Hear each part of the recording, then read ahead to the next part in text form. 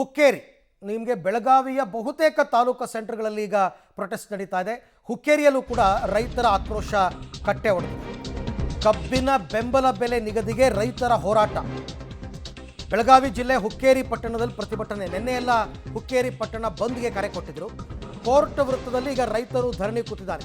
ಹುಕ್ಕೇರಿಯಲ್ಲಿ ಕಬ್ಬಿನ ಬೆಂಬಲ ಬೆಲೆ ನಿಗದಿ ಆಗಲೇಬೇಕು ಅಂತ ಹೆಚ್ಚು ಕಡಿಮೆ ಬೆಳಗಾವಿ ಜಿಲ್ಲೆಯ ಎಲ್ಲ ತಾಲೂಕು ಸೆಂಟರ್ಗಳಲ್ಲಿ ಪ್ರೊಟೆಸ್ಟ್ ನಡೀತಾ ಇದೆ. ಪರಿಹಾರ ಕೊಡಬೇಕು ಅನ್ನುವಂತಾದ ಒಂದು ಇವರಲ್ಲಿ ದುಡ್ಡು ಏನೈತಿ ಹೆಂಗೈತಿ ಅವ್ರಿಗೆ ಹೆಂಗ ತೆಗೆಯೋದು ಏನ ಇವ್ರನ್ನ ಯಾವ ಮಟ್ಟಿಗೆ.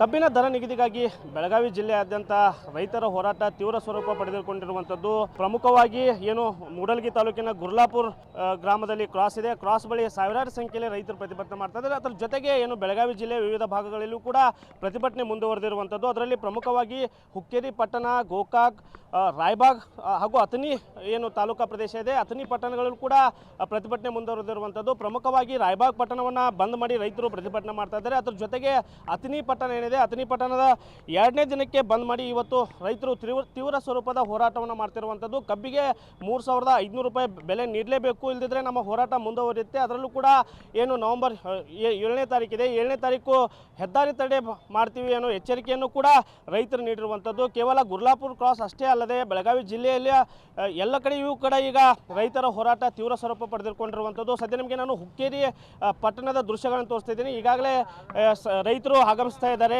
ನಿನ್ನೆ ಸಾವಿರಾರು ಸಂಖ್ಯೆಯಲ್ಲಿ ರೈತರು ಇಲ್ಲಿ ಆಗಮಿಸಿ ಪ್ರತಿಭಟನೆ ಮಾಡಿದ್ರು. ಈಗ ಮತ್ತೆ ಪ್ರತಿಭಟನೆ ಆರಂಭಿಸಿರುವಂಥದ್ದು. ರಾತ್ರಿಯೂ ಕೂಡ ಪ್ರತಿಭಟನೆ ಮುಂದುವರೆದಿತ್ತು.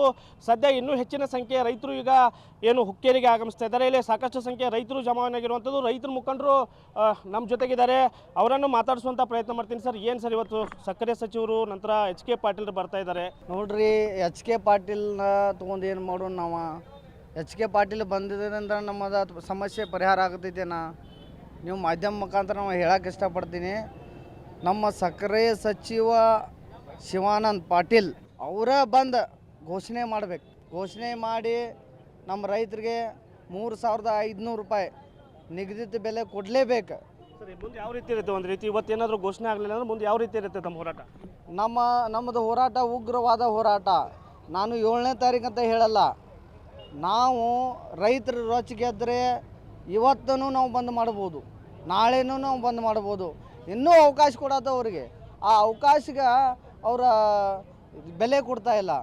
ಇನ್ನೂ ಮುಂದೆ ಬೆಲೆ ಕೊಡಲಿಲ್ಲ ಅಂದ್ರೆ ನಾವು ರಾಷ್ಟ್ರೀಯ ಹೆದ್ದಾರಿ 2 ಲಕ್ಷ ಜನ ನಾವು ಕೂಡಿ ರಾಷ್ಟ್ರೀಯ ಹೆದ್ದಾರಿ ಬಂದ್ ಮಾಡಿ ನಮ್ಮ ರೈತ ಶಕ್ತಿ ಏನು ಅನ್ನೋದು ನಾವು ತೋರಿಸ್ತೇವೆ.